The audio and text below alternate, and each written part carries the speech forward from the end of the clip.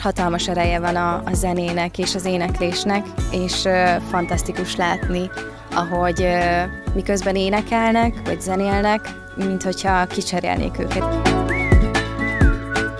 Nagyon örömet okoz mindenkinek az, hogy szuperáros lehet.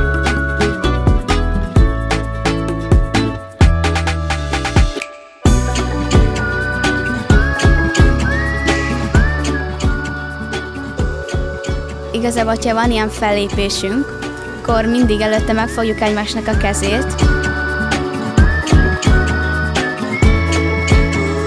Szeretem ezt a csapatot. Az, hogy megtanulnak más nyelven egy-egy dalt, azzal kicsit közelebb kerülnek ahhoz a kultúrához, vagy legalábbis megtapasztalják azt, hogy vannak más kultúrák is, más helyeken is énekelnek, vidáman vagy szomorúan.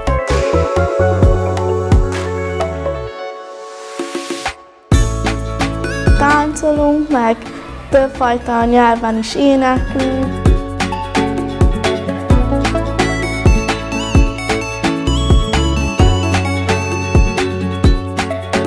Hey everyone, it's Subaru. Keep up the great work and yeah, lots of love. See you later.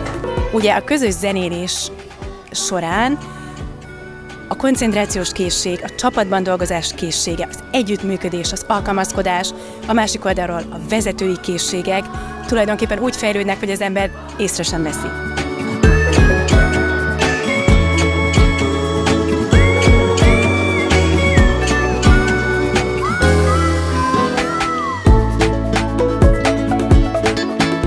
Amikor elkezdjük egy új dalt tanulni, ott mindenki mindent mond, hogy fú, hát ez kicsit nehéz, és utána elkezdjük is soronként tanulni, és már másnap megy. A gyerekek a színpadon állnak, és azt érzik, hogy a közönség tényleg elismeri az ő munkájukat, az egy hihetetlen megerősítő érzés. És ez az, amivel mi dolgozunk.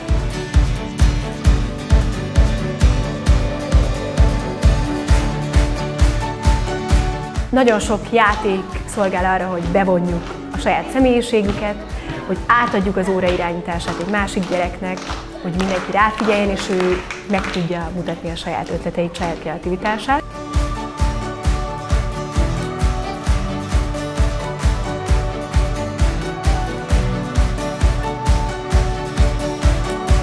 Mindig nagy közönség elé állunk fel, és szuper, ez azt jelenti, hogy sose adjuk fel.